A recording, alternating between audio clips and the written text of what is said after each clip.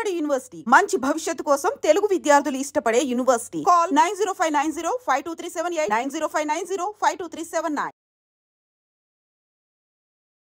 నమస్తే, welcome back to IT media. మన ఆయుర్వేదం ప్రోగ్రామ్కి అందరికీ స్వాగతం. ఈరోజు నేను ఒక స్పెషల్ గెస్ట్తో అయితే మీ ముందుకు వచ్చాను. కొన్ని సంవత్సరాలుగా ఆయుర్వేద వైద్యానికి తన లైఫ్ మొత్తాన్ని పరిమితం చేశారు అని చెప్పుకోవచ్చు. చాలామందికి మెడిసిన్స్ ఇచ్చారు, చాలామంది బెనిఫిట్స్ పొంది మళ్ళీ వాళ్ళ రిలేటివ్స్ని కానీ ఫ్రెండ్స్ని కానీ ఆయుర్వేద వైద్యం వైపు నడిపించే ప్రయత్నం కూడా చేస్తున్నారు. ఆయన ఎవరో కాదు, ఆంజనేయ రాజు గారు, ట్రెడిషనల్ హీలర్ ఇంకా హెర్బలిస్ట్. సో సార్తో మనం ఉన్నాము. ఈరోజు కొన్ని మంచి విషయాలు తెలుసుకునే ప్రయత్నం చేద్దాం. నమస్తే సార్. నమస్కారం. ఎలా ఉన్నారు సార్? బాగున్నానండి. బాగుండాలి సార్, మీరు బాగుంటేనే మేము అందరం బాగుంటాం. అయితే చాలామందికి వచ్చే డౌట్స్ని మనం క్లారిఫై చేస్తున్నాము. ఇప్పుడు పిల్లల్లో విటమిన్ డి లోపం, B12 లోపం, అసలు ఆ B12 అనేది నాన్ వెజ్లో తప్ప వెజ్లో ఎక్కడా దొరకదు అనే ప్రచారం కూడా జరుగుతుంది బయట. మన శరీరానికి కావాల్సిన B12, డి విటమిన్, ఈ కాల్షియం ఇవన్నీ అందాలి అంటే మనం ఎలాంటి ఆహారం తీసుకోవాలి? చాలా మంచి ప్రశ్న అమ్మా ఇది. అందరికీ ఇప్పుడు ఆల్మోస్ట్ 100 మంది ఉంటే 90 మందికి D3 B12 డెఫిషియన్సీ ఉంటుందమ్మా. ఈ కరోనా వచ్చి వెళ్ళాక ఈ B12 అనేది కొంతమందికి 900 ఉంటే చాలా గొప్ప రీడింగ్, 2000, 1800, 1500 ఇలా కూడా ఉంటుందమ్మా. ఎప్పుడు చూడలేదు ఆ రీడింగ్లు నేను. అంటే బాడీలో సమ్ అనీవెన్గా ఏదో జరుగుతుంది. బీపీ రీడింగ్స్ సార్ అవి? B12 సారీ B12 2000 అమ్మ, 1800 అలా ఉంటుంది కొంచెం.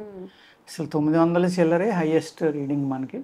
అటువంటిది అంతవరకు వెళ్ళిపోతుంది అనమాట. అంటే ఎక్కువైనా కూడా ఇబ్బందే కదా సార్? దానికి విటమిన్ సి తీసుకుంటే పొల్లడై మీద తీసుకుంటే నిమ్మలంగా కంట్రోల్ బ్యాలెన్స్ అయిపోతుంది. దాని గురించి కొన్ని చాలా సైడ్ ఎఫెక్ట్లు ఉంటాయి దాన్ని అలా వదిలేస్తే. అందుకు దాన్ని కంట్రోల్ చేయాలి అంటే తప్పనిసరిగా విటమిన్ సి తీసుకోవాలి. ఎందుకు ఇట్లా ఎక్కువైపోతుంది సార్? బాడీలో తెలియని మార్పులు జరుగుతున్నాయమ్మా కరోనా వచ్చి వెళ్ళాక.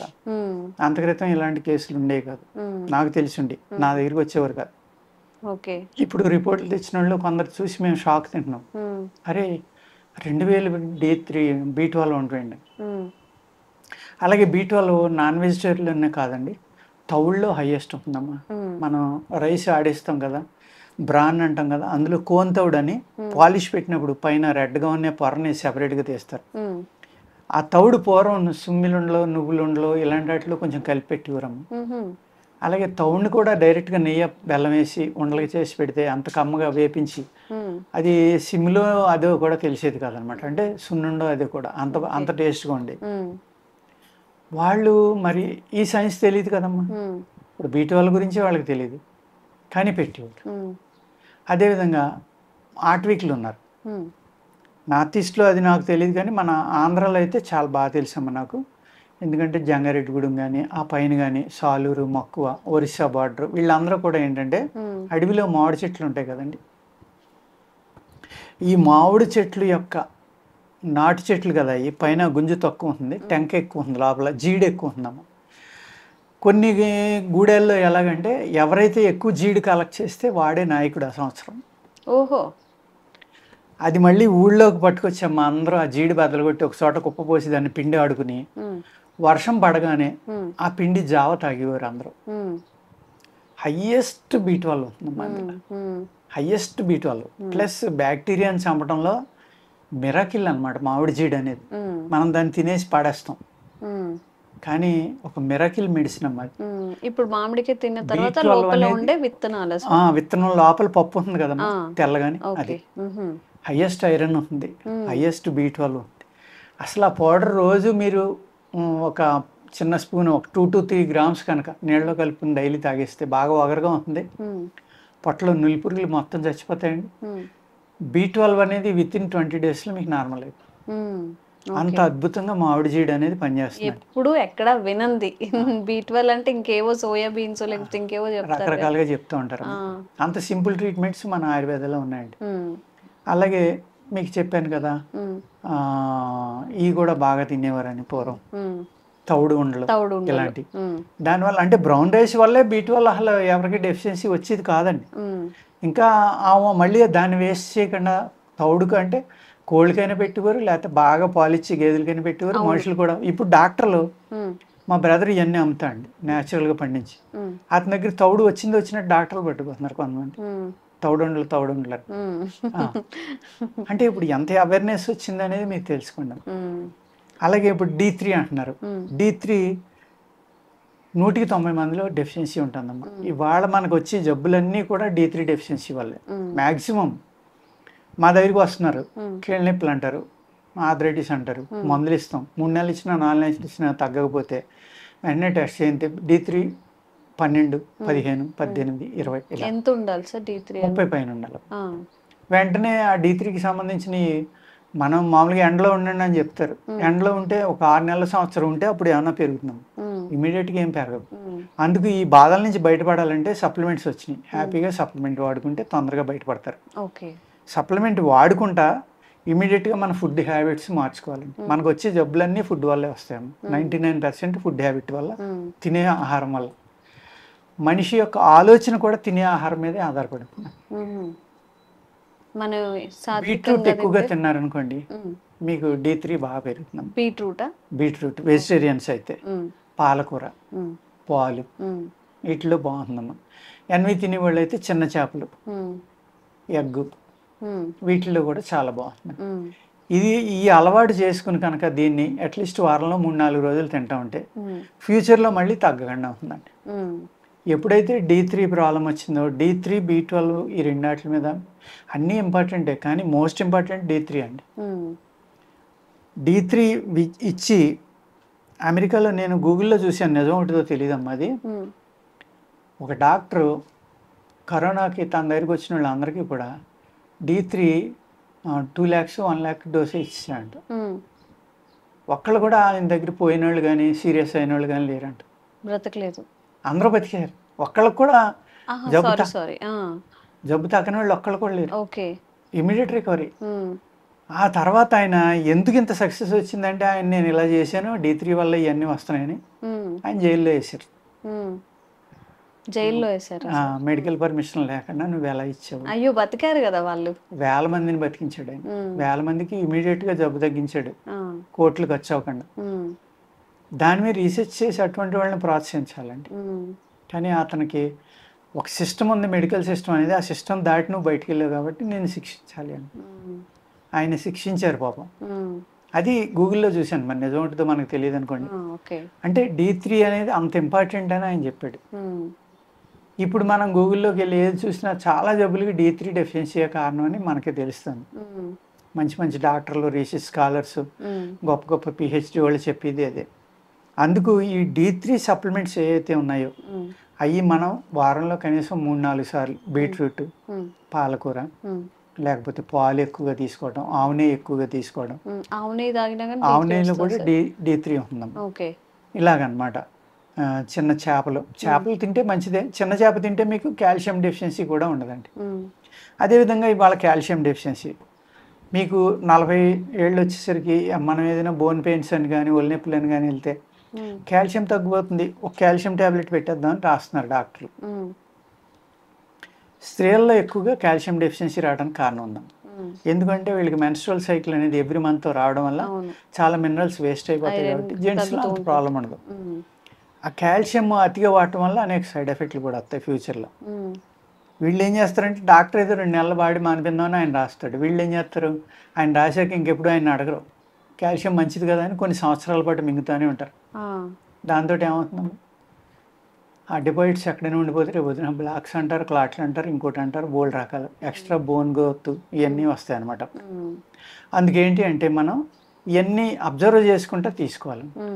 కాల్షియం, హైయెస్ట్ కాల్షియం మనకు కావాలి అంటే కరివేపాకు, ధనియాలు, కొత్తిమీర, పాలు ఇలాంటివి అమ్మ, కోడిగుడ్డు, లేకపోతే పీతలు, రొయ్యలు, చిన్న చేపలు, వీటిలో హైయెస్ట్ కాల్షియం. ఇటువంటి ఆహారంలోనే మనకి సప్లిమెంట్ని ఏదైతే మనకి తక్కువ ఉన్నదాన్ని ఫిలప్ చేసేది అంటే సరిపోయేలాగా మన శరీరానికి అందించి ఏ ఏ ఆహారాలు ఉన్నాయో ఆ ఆహారాన్ని ఆధారంగా తీసుకున్నామో మనం చేసుకుంటే చాలా రకాలైన జబ్బుల్ని మనం తగ్గించేసుకోవచ్చు ఆహారం ద్వారానే.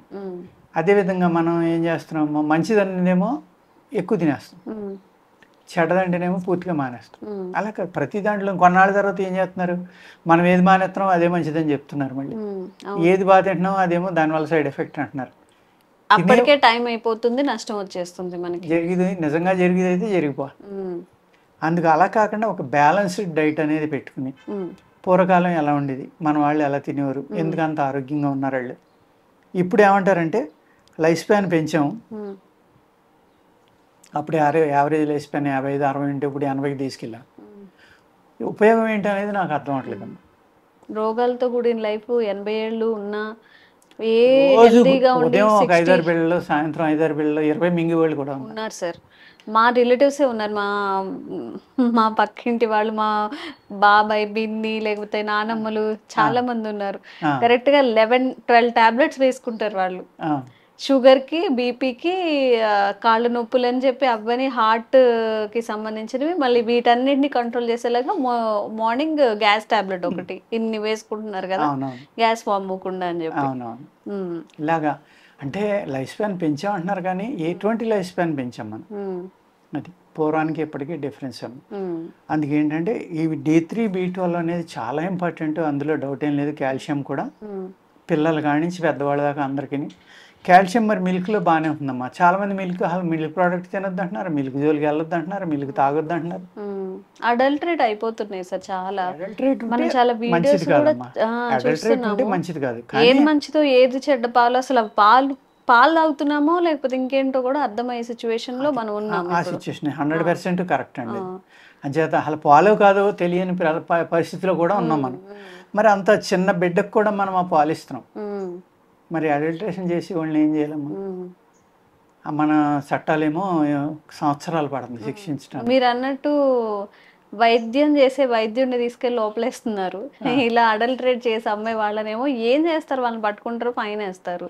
ఇక్కడ వేరే చోట తీసుకెళ్లి మళ్ళీ వేరే చోట వాడు అలానే చేస్తాడు. ఆ చుట్టుపక్కలంతా నమ్మించేసి. ఒక వీడియో కూడా వచ్చింది, మా ఇంట్లో చిన్న బాబు ఉన్నాడు, ఇప్పుడు ఇవన్నీ చూపిస్తున్నారు, నిజమైన పాలేనా అడిగాను నేను. చూడండి ఎలా వచ్చిందని చెప్పి ఒక వీడియో చేసి పెట్టింది ఆవిడ. మైదా సాగినట్టు సాగుతున్నాయి ఆ పాలు. మరి అసలు ఏం కలుపుతున్నారో అందులో ఏంటో. ఎంత ప్రమాదం అమ్మా అది, పిల్లలు నాశనం అయిపోయినట్టు కదా. మర్డర్ తోటి సమానం అమ్మా అది. మరి ఎందుకు గవర్నమెంట్ పట్టించుకోవట్లేదు నాకు అర్థం అవుతుంది. నిజంగా మర్డర్ చేసినట్టే కదా, ఒకళ్ళని కాదు 100 మందిని. స్లో పాయిజన్ లాగా స్లో పాయిజనే కదా, సర్వనాశనం అయిపోతుంది. శరీరం పాడైపోతుంది, అన్ని పాడైపోతాయి, డబ్బులు అయిపోతాయి, సుఖానికి ఉండదు, మనుషులు మనకు దక్కకుండా పోవచ్చు రేపొద్దున ఈ కెమికల్స్ వల్ల. ఎన్నో ప్రమాదాలు జరుగుతున్నాయండి. అంచేత ఏంటంటే ఆ పాలు మనకు ఒరిజినల్ పాలు అని తెలుసుకుంటే పాలు తీసుకోవడం వల్ల కాల్షియం పెరగడం అనేది 100% షూరం. అలాగే మనకి దేంట్లో ఉంటాయి ఐరన్ డెఫిషియన్సీ, ఉసిరికాయ తింటాం, లేకపోతే యాపిల్లో ఉంటుంది, లేకపోతే మామిడి జీడిలో ఉంటుంది. ఇలాగ మీరు ఒకటేనమ్మా, మీరు కత్తిపేటతోటి కోసినప్పుడు, చాకుతోటి కోసినప్పుడు ఏదైతే నల్లగా వస్తుందో అవన్నీ ఐరన్ ఉన్నట్టుండి అందులో. ఐరన్ హైయెస్ట్ ఉన్నప్పుడే మీకు ఆ రంగు మారిపోతుందండి వెంటనే. అలా అనమాట సార్. మనం టాపిక్ మాట్లాడుకుంటే చాలా డీప్కి వెళ్తున్నాం, కానీ ఇప్పుడు కత్తిపీటలు అసలు ఎవరైనా యూజ్ చేస్తున్నారు సార్? ఆ కత్తిపీట అనేది ఐరన్ వల్ల మనకు అలా బ్లాక్ గా అవుతుంది. ఇప్పుడంతా చార్ట్స్ తో కట్ చేయడము, ఇక్కడ కట్ చేయడం, అక్కడ వేసేయడము. డివేట్ కాదు, చాలా దూరంగా వచ్చేసాం మన అలవాట్ల అన్నిటికీ కూడా. నిజంగా మీరు ఇంట్లో ఏం యూస్ చేస్తున్నారు, మనం పాతప్పుడు ఏం తిన్నాం, ఇప్పుడు ఏం తింటున్నాము, అసలు మనం తినేది ఫుడ్డా లేకపోతే ఇంకేమైనా, ఇవన్నీ ఆలోచించుకోండి. సార్ ఏవైతే చెప్పారో నువ్వులు తీసుకోవడంలో అవి కూడా సరే చూసి తీసుకోవచ్చు. నువ్వులైతే మనకి మోస్ట్లీ మనం అలా చేతిలో పట్టుకొని తీసుకుంటాం కాబట్టి ఆయిల్ తీసేసినవి కూడా అమ్ముతున్నారు. చూసుకుంటే కానీ తెలియట్లేదు అవి కూడా. ఇప్పుడు అలా తీసేస్తే మరి పప్పు అయిపోతాయి కదా సార్, పొడి అవ్వవా? ఉండగానే అన్ని కూడా అన్నిటి నుంచి ఆయిల్ తీసేస్తున్నారు. మసాలాలు, నువ్వులు, ఈవెన్ మెనువులు, పెసల నుంచి కూడా ఆయిల్ తీసేసి అమ్ముతున్నారు. ఇంకేం ఉండదు, మనం తినేది పిప్పేనేమో అయితే సార్, అంతేనా? ఒక పిప్పి తింటున్నాం. చెక్ చేసుకున్నామా, నలుపుకుని చూసుకుని ఆయిల్ చేతికి అంటుకుంటే అటువంటి నువ్వులు వాడుకుంటే మంచి ఫలితం. ఓకే, ఘరానా మోసాలు, ఘరానా దొంగల ఘరానా మోసాలు అనమాట. తప్పదు, మనం ఉన్నది 20th సెంచరీలో కాబట్టి ఈ మోసాలు అన్నింటినీ దాటుకుంటూ కాస్త మంచి ఫుడ్ తీసుకోవడానికి ట్రై చేయండి. సార్ ఏవైతే చెప్పారో మీ ఫుడ్లో ఇంక్లూడ్ చేసుకోవడానికి ట్రై చేయండి. ఇంతకు మించి మనం కూడా చేసేది ఏం లేదు. చూసింగ్ అనేది చాలా ఇంపార్టెంట్. ఇలాంటి వీడియోస్ మరికొన్ని మీకు అందించే ప్రయత్నం చేస్తూ ఉంటాం. Thank you sir. నమస్కారం. Sir, one life lesson what medicine has taught you. Whatever you can do without expecting. But I really believe మన పాజిటివ్ యాటిట్యూడ్ ఉంటేనే మనం ఏదైనా సాధించగలం. గట్ ని మనం కరెక్ట్ గా డీల్ చేసినట్లయితే అది మనకి పాజిటివ్ హార్మోన్స్ ని రిలీజ్ చేస్తుంది. షుగర్ వచ్చిన వాళ్ళ పరిస్థితి ఏంటి? పొట్ట దగ్గర పెరిగితే దాన్ని ఆండ్రాయిడ్ అంటారు, ఆండ్రాయిడ్ ఫోన్ కదా. అసలు థాట్స్ ఎందుకు వస్తాయి? బ్రెయిన్ డెడ్ అంటే దానికి ప్రపంచం అంతా కూడా కొన్ని నిర్దిష్టమైనటువంటి లక్షణాలు ఉంటాయి. మానసికంగా ధైర్యంగా ఉంటే క్యాన్సర్ జయించవచ్చు. You are a doctor for a cause sir, అంతే. వాళ్ళకి వచ్చిన ఆదాయం కాకుండా ఫ్రీ సర్వీస్ ఎంతమందికో చేస్తుంది.